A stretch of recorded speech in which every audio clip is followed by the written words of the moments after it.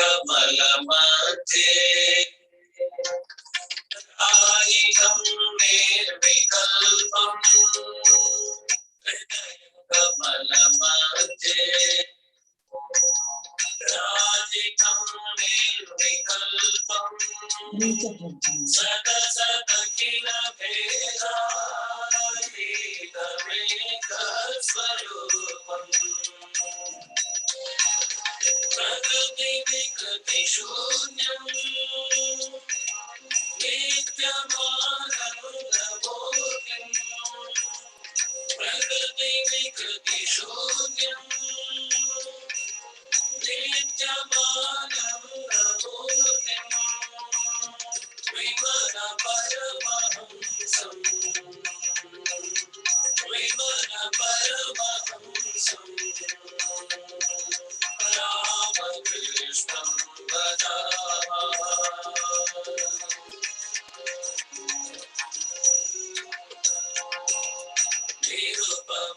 निरुपममतिसूक्ष्मम् निष्प्रपञ्चं निरीहं निरुपममतिसूक्ष्मम् निष्प्रपञ्चं निरीहं गगनसदृशमीशम्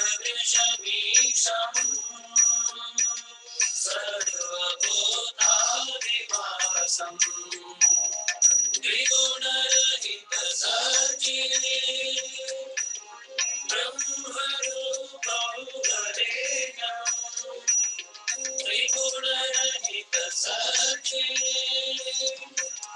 ब्रह्मरूपं वरेण्यं विमल परमहंसं विमल परमहंसं रामकृष्णं भजामि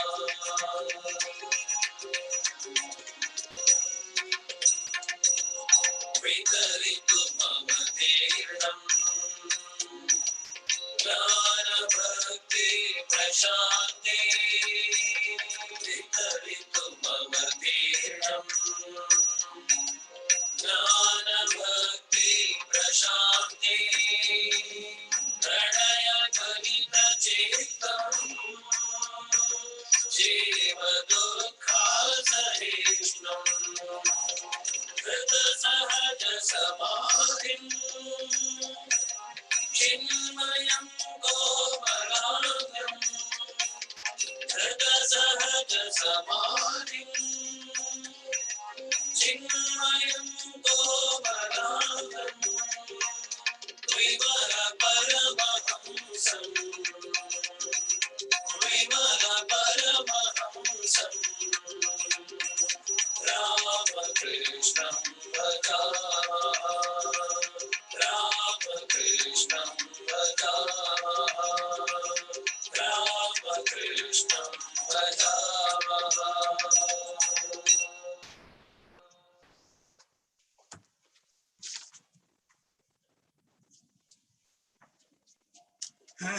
start ಮಾಡಿ sir, start ಮಾಡ್ಬೋದು.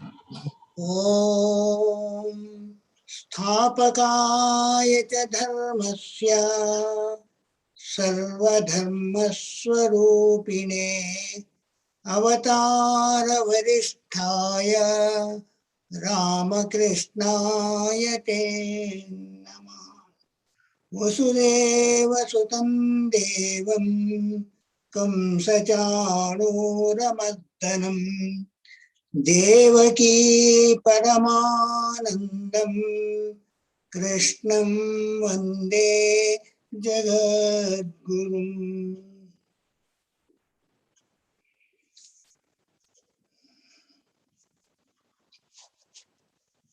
Dear devotees, as our title of the series indicates, that these classes are for the beginners who like to learn Bhagavad Gita and also Sanskrit in a simple way. Now we shall take up one chapter and try to learn it. I hope all of you possess a copy of the Bhagavad Gita with the text. If not, don't forget to bring from the next class. Otherwise, you will not be able to learn, and it may also look boring to hear. Now, among the 18 chapters, the first chapter is literally an introduction where Arjuna surrenders to Lord Krishna and asks him to tell definitely whether I should fight at all. Why not you permit me to go away and take sannyas? In the second chapter, Lord Krishna takes up Jnana Yoga, titled in Gita as Sankhya Yoga. Sankhya means Jnana. It is a too philosophical, and we shall come to it later. Let us start with the third chapter, which is known as Karma Yoga. Karma Yoga, you all know what is karma, duty. So, how to yoga means actually realization, God realization. So, how to attain God realization? Through performing the duty in a proper manner. So, this is not only to Arjuna, it is very, very useful to every one of us. We are living in this world. Now, the procedure will be the third chapter. Kindly, those who have books, please open it and come to the third chapter. In that, I shall read shloka by shloka. First, the two shlokas, because they have a together meaning. It is Arjuna's words. I will explain to you later. I shall read you the shloka. You will all repeat that twice. Along with you, I shall also chant. This is to learn the reading and also to know the Sanskrit words. After that, I shall explain to you each shloka with word for word meaning, then explanation of that shloka. This will be our procedure. Let us go very slowly, there is no hurry. Life is not short, life is long. Usually it is said life is short, taking it for 100 years. So let us take it as that 100 years is a long period. Why should we be in a hurry? Now, in the third yoga, Atha Karma Yoga. First, the shloka we should make into a prose order that I shall teach you later. Now it starts like this. Arjuna Uvacha. I request you all to repeat it twice. Arjuna Uvacha. Arjuna Uvacha. Now the meaning of it, Arjuna. Arjuna is a disciple of Lord Krishna, one of the Pandavas, for whom this Bhagavad Gita was taught for the first time. Uvacha. Uvacha means said. Arjuna says. So Arjuna said. Uvacha is the past tense. So Arjuna said. Actually, it is not simply Arjuna said. It is asked, actually Arjuna asked. Arjuna is going to put two questions in this first two shlokas. So here, Arjuna is asking. So let us say Arjuna Uvacha. Now, the first shloka, 1/4 of the shloka I shall read. All of you kindly repeat twice. Jayasi chet karmanaste. Please chant. Jayasi chet karmanaste Jayasi chet karmanaste maya buddhirjanarjuna. Maya buddhirjanarjuna. Tat kim karmani ghore mam. Tat kim karmani ghore mam. Tat kim karmani ghore mam. Niyojayasi Keshava. Niyojayasi Keshava. The second sloka also let us chant. Vyamistreneva vakyena. Vyamistreneva vakyena. Vyamistreneva vakyena. Buddhim mohaya sivame. Buddhim mohaya sivame. Tadekam vadanishchitya. Tadekam vadanishchitya. Tadekam vadanishchitya. Yena shreyohamapnuyam. Yena shreyohamapnuyam.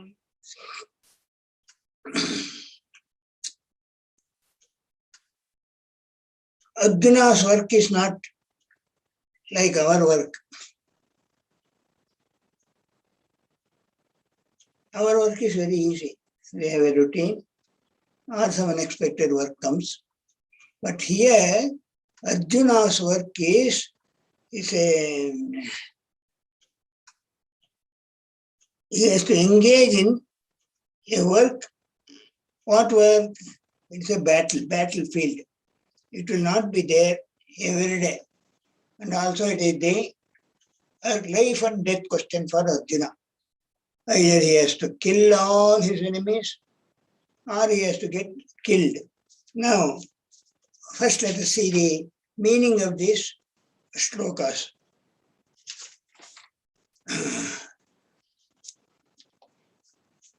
The total meaning will be, if Krishna is telling, Arjuna is telling Krishna, oh Krishna, if jnana is superior to karma or action, then oh Keshava, why do you urge me to do this horrible action? To give a little background, in the second chapter, Lord Krishna explained to Arjuna the Jnana Yoga, that is the path of knowledge.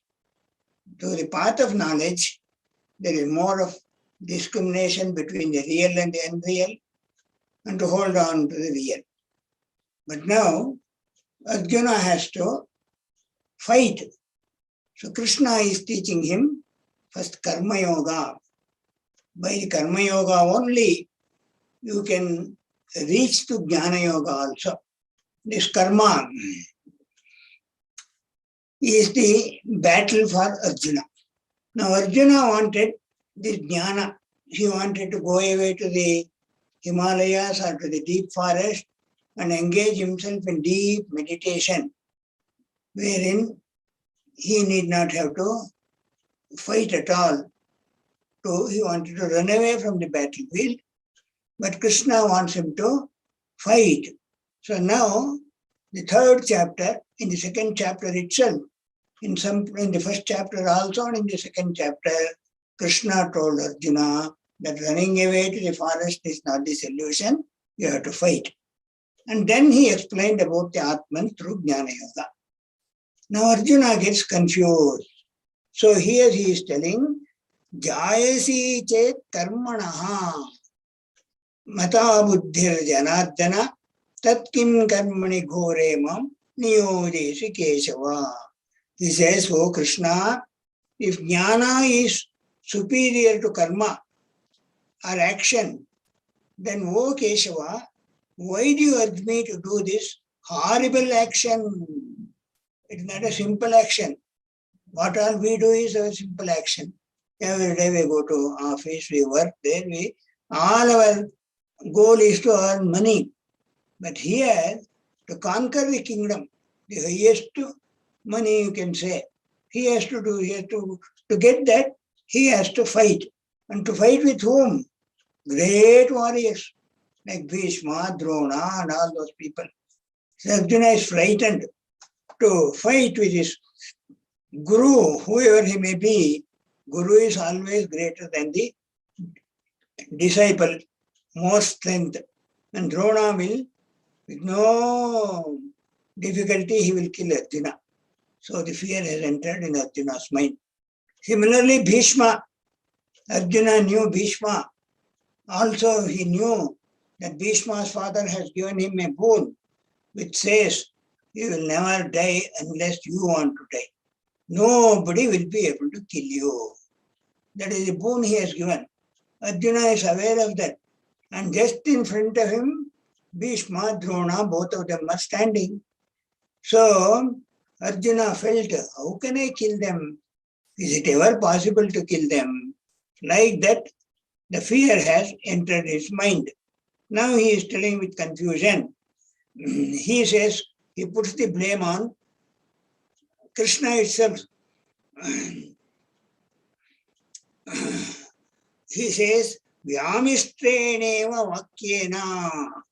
In the second shloka it is written. To make it easily prose order, we have to come to that. Vyamistreneva vakyena buddhim mohayasiva me. Vyamistrena. Vyamistrena means confusing. You are not very clear. Either you tell me fight, or you tell me go to forest. You are telling going to forest is better, and next you say, now for you to, your duty is to fight, that is best. So like this, confusing words you are using me. You are telling me. You are not telling me exactly what I should do. And because of that, buddhim mohayasi me. Buddhim means my mind here. You have my intellect or my mind. Mohayasi iva. As if confusing. He is not telling you are confusing. You are talking as if confusing.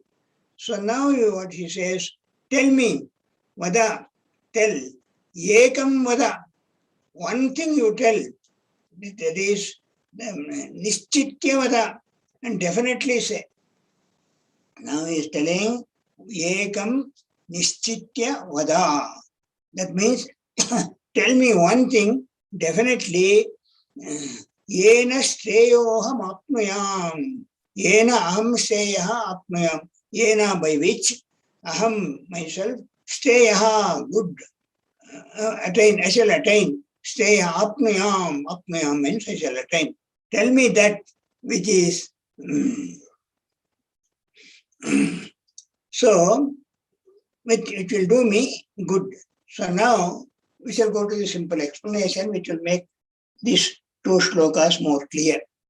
Arjuna is asking a question to Lord Krishna in the first shlokas of the third chapter. That's why both the shlokas are read together. This is the beauty of Guru Shishya Sampradaya, the relationship. Guru, whatever Guru says, the disciple will totally surrender to him and accept him and as his Guru and follows his words. Otherwise, he is not a Guru, he is not a disciple. This is the, whatever a Guru says, the same thing happens once when Krishna and Arjuna were walking in the forest later on.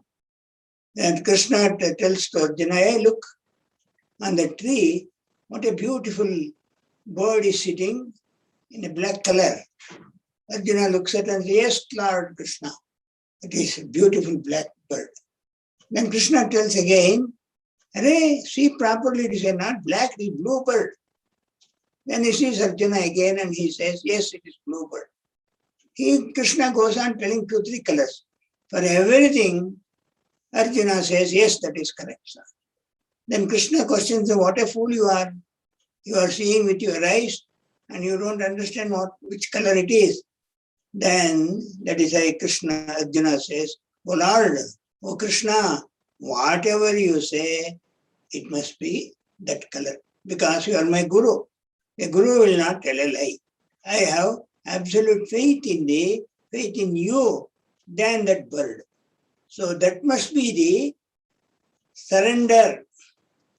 When you surrender to the Lord so much, or to your guru, if you can surrender like that, have absolute faith in that, then success is sure. We may question ourselves, because in most of the cases, we have all taken initiation from our gurus. But how many of us have the real faith in the guru? If the guru's words, if you have got faith, then literally every word of the guru we follow.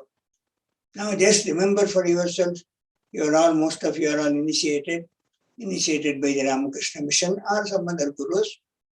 That guru has, on the day of initiation, he has instructed you every day at least 108 japa you do in the morning and in the evening.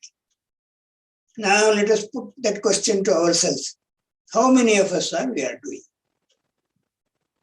Some regularly they may be doing, but many of the disciples, many of the devotees, when I ask them, they say, I do it, but not very regularly. So that means we do not have absolute faith in the Guru's words. Unless and otherwise we develop faith in the Guru's words, the progress will not be there in spiritual life. So this Arjuna and Krishna also. Krishna and Arjuna were great friends till they came to the battlefield. And in the battlefield also, Krishna was only a Sarathi, charioteer for Arjuna. When whatever Arjuna used to say, very obediently Krishna used to follow him and do whatever Arjuna wanted. But in the first chapter, when I will say, we will read that Shishyasteham Shadimam Tvam Prapannam. He told Shishya, I am your disciple. Please protect me. I take surrender, I take shelter at your holy feet. He says, my mind is completely perplexed. Karpanya dosho pahata swabhava pruchhami tvam dharma sammuda cheta shishyasteham shadimam tvam prapannam. I surrender myself to you totally and you teach me now. Then only the Lord Krishna starts talking this Bhagavad Gita to Arjuna. The 18 chapters, rather 17 and a half chapters, you can say. Now, unless and otherwise you surrender to the Guru will not teach you anything. So, in our cases also, we are not making a proper spiritual progress, much spiritual progress in our spiritual life, because we are not following our Guru's instructions very carefully. And also, we have not surrendered ourselves totally to our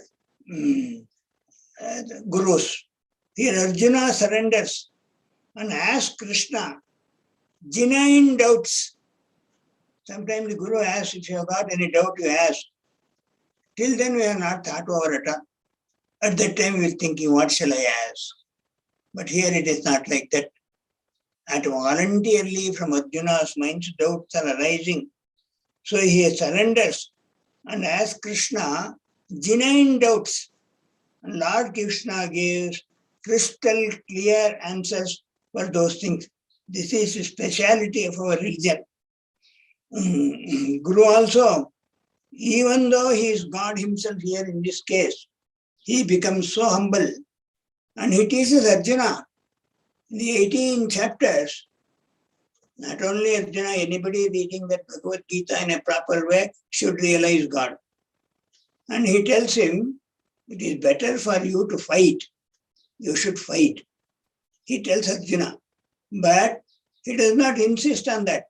Go to the battlefield and fight. He never says. In the last, he says, what all I have to say, I have said. Yatechasi tatha kuru. Arjuna, now you do whatever you like. Whatever I have to say, I have already told you. Now you have to, you do whatever you desire. He gives the option to him. Because Arjuna was fully convinced of Krishna's teaching, he accepts to go to the battle and he fights. Now,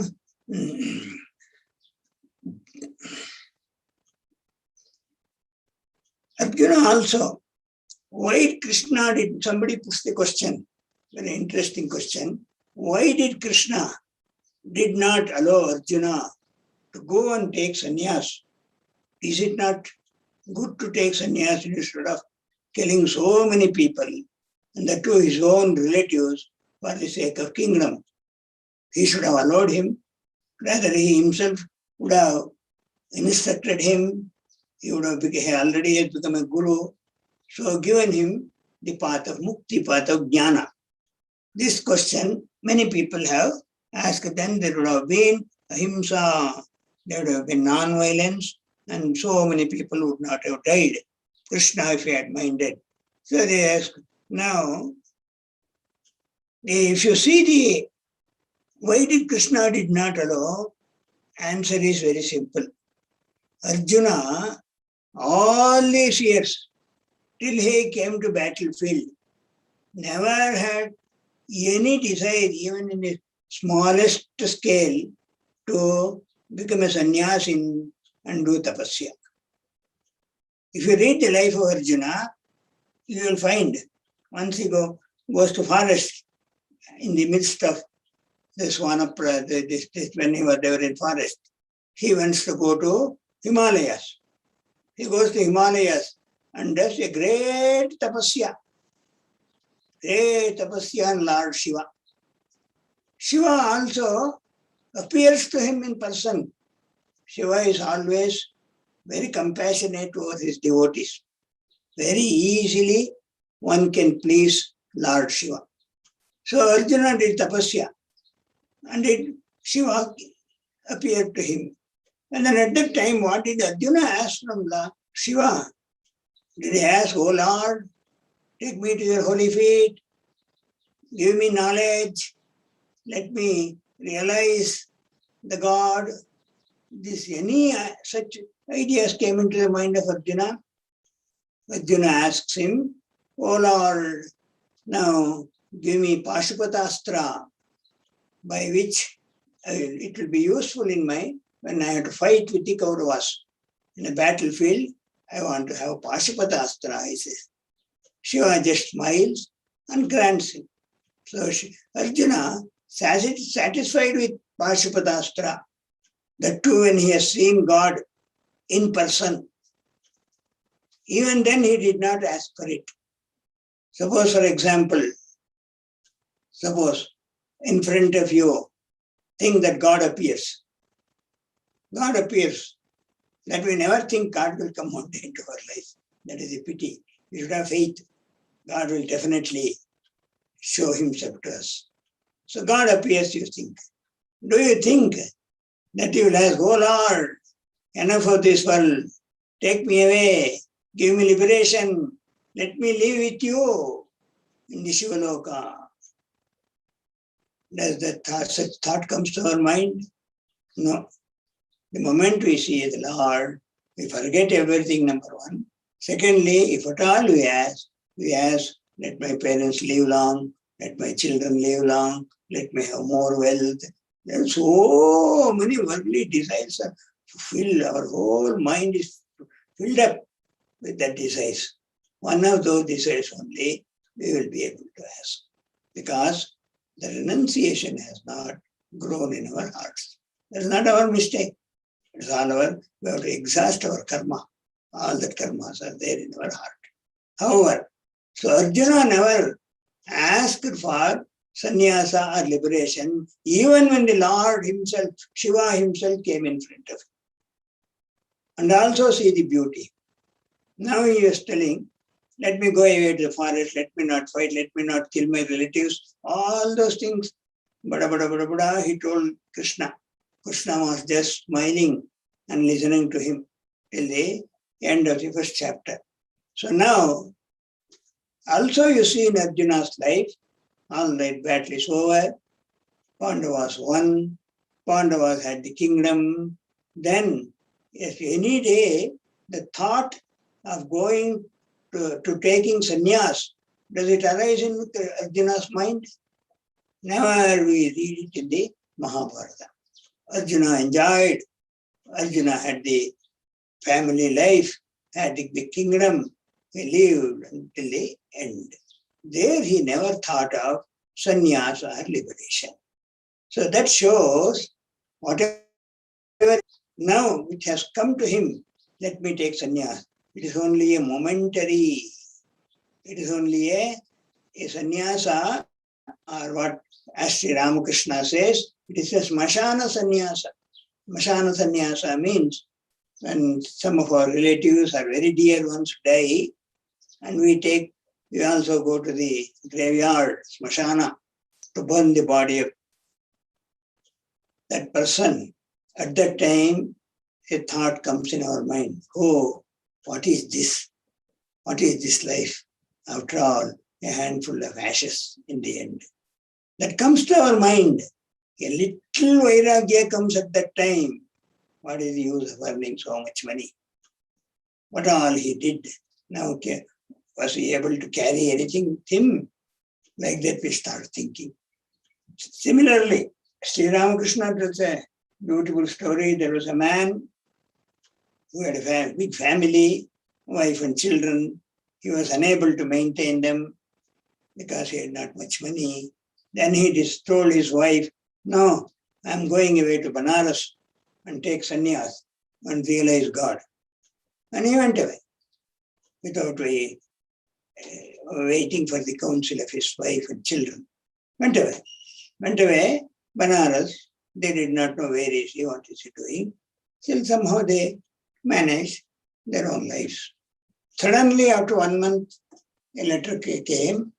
The letter said, oh, to his wife he has written, oh, I have come to Banaras. Here, with great difficulty, I have got a job. Now I will be able to maintain you all. I have hired a house also. You all come immediately. So his sannyas was only that much. So sannyas is not a very easy thing. That anyhow, let us not discuss about that. So now Arjuna is also in that condition. So here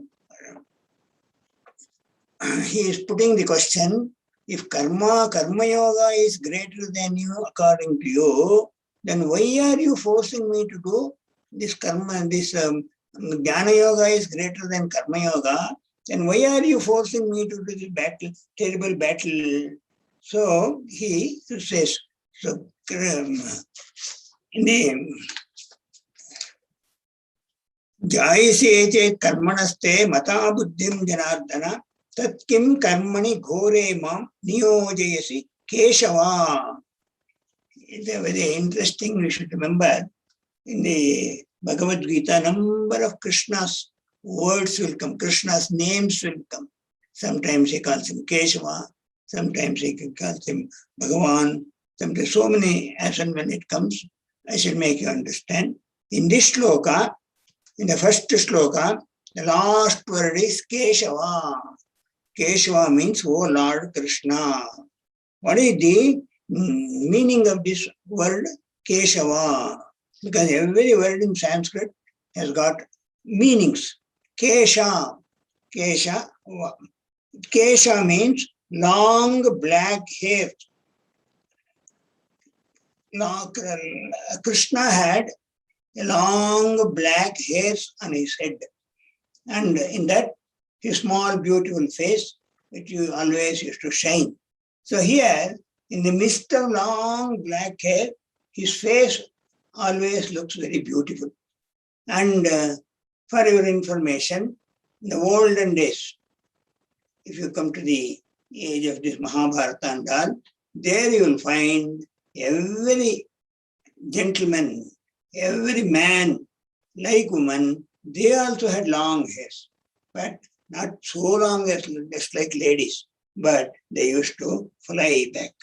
It used to be very beautiful to look. Even now some people It's a fashion, they keep like that. So that is why he is called as the Keshava. Keshava means one who had a long hair, and in the midst of long black hair, his face looks like beautiful. And this word Kesha has got also another meaning. Kesha means Rashmayaha. Rashmayaha means, Rashmi means, all this one, rays. Rays are called as Rashmi. His face his hair is a shining like rays of the morning sun. So his Keshava means a man who had a long, shining, beautiful hairs. So that's why it's called as a Krishna Keshava. Now, in the second shloka, he says, Vakyena Vyamistreneva Vakyena Buddhim Mohayasiva me Tadekam Vada Nischitya Yena Shreyoham Apnuyam. That is, he says, O Krishna, Yekam Vada Nischitya Yena Shreyaha Aham Apnuyam. Here says, first word is Vyamistreneva. Vyamistra means confusing or perplexing. Vakyena, Vakya means words. By confusing word, Buddhim mohayasiva me, mind. Buddhim, intellect or mind, mohayasi, iva. Iva means as if confusing. It is not confusing, as if confusing. So you are telling the confusing words or the perplexing words. You are talking, O Krishna. So that is, jnana is good, you say, karma is good, you say, which you have to follow. So here he said, that therefore, yekam vada. Tell me one thing definitely, nischitya. Definitely you tell me one thing. Vada means tell, nischitya means definitely. Yena, by which aham shreyam apnuyam. I shall be able to attain good. That is, yena, by which shreyam, good, apnuyam, I shall win or get. Oh Krishna, you are talking to me in a confusing way, as it were. Please tell me one path clearly, I can attain the highest good. Now, Lord Krishna understands the difficulty of Arjuna because the religion is very new to Arjuna, and especially the Krishna which he speaks in the 18 chapters. Probably he has never heard in his life, nor do we. It is as new to us as it was to Arjuna. So here in our minds also, lot of doubts is bound to come. But for that, to get the clearance of that doubts, there are two methods. One is to ask any more learned person than us, in whom we have got faith, and who will be able to explain to us without getting angry or without becoming emotional and without ordering. Just listen to me, whatever I say. You don't question. That is not the way at all in the earlier days. In the earlier days, the students had freedom to ask questions as many times as possible. The gurus used to become more happy. This boy has not understood, but still he doesn't pretend that as if he has understood, and he keeps quiet. They will be very happy to answer the questions. So here also, Krishna was always very happy to clear the doubts of Arjuna. All the doubts which Arjuna has automatically comes to our mind also. We are also like Arjuna only. So we are in the perplexity of this world, and we are also confused very much, many times, what to do, what not to do. These two things, only a guru or a teacher or a text like Bhagavad Gita will give you the correct solution. So whenever the doubt comes, we should look into the Bhagavad Gita. Gandhiji used to say that whenever my mind becomes disturbed, whenever I'm in a confusing mind, Whenever I do not know what decision to take, then simply I used to open Gita and start reading. Then my mind used to become very clear, calm. The doubts come because our mind is not calm. Our mind is not clear. So if these two, this clarity and purity, if we can have in our mind, then doubts will not come at all. So Arjuna also, you will see in this, whenever Krishna speaks, he goes on listening to him. And only whenever doubt arises, he used to put questions to Lord Krishna. And Lord Krishna used to make him understand. But it is not so easy as we think. Because this thing is Arjuna also, when Krishna goes on talking to him, he becomes so much confused. He says, Krishna, what is your real form? You tell me, you are telling so many things. Your mind is so clear. And also you don't look like an ordinary man. Please show me your real form. Then Krishna, pleased by his disciple, he says this, even Jnanis cannot see. Even the great people will not be able to see. And gods also hanker to see this form. But today I shall show you. And he shows his Vishwarupa. In the 11th chapter, and there also Krishna tells Arjuna beforehand, you see, I will tell you, I will show you my Vishwarupa, that you will not be able to see with your ordinary eyes. I will give you Divya Chakshus, that is divine eyes. With the divine eyes, you will be able to see me, my real form. Then Arjuna accepts. Arjuna with devotion, he stands in front of Lord Krishna, and Krishna starts growing beyond the sky he grows. And in his heart or in his womb, Arjuna sees the whole world, all the 14 worlds. He sees not only that, he also sees there this Kurukshetra, where he is standing, where the army is standing, and there he sees Krishna is burning off everybody. Everybody is getting burned. They all come and big fire inside his heart. And all one after another come and simply jump into this fire. So then Arjuna becomes frightened. He could not stand. His mind was not ready to see Lord Krishna in that form. Oh Lord Krishna, I am unable to stand this. My eyes are burning. Please assume your old form. Then Krishna laughs and he takes the ordinary Krishna form. So then Arjuna understands who is this Krishna. So that is, it comes in the 11th chapter, a big description of Lord Krishna's Vishwarupa is explained there. So now here Arjuna is asking in a humble way, oh Krishna, the meaning of these two shlokas. Now you see, sometime you speak of karma as a great, karma yoga as a great thing, and you also spoke jnana yoga as a great thing. Now which yoga I should adopt? Kindly explain to me in clear words.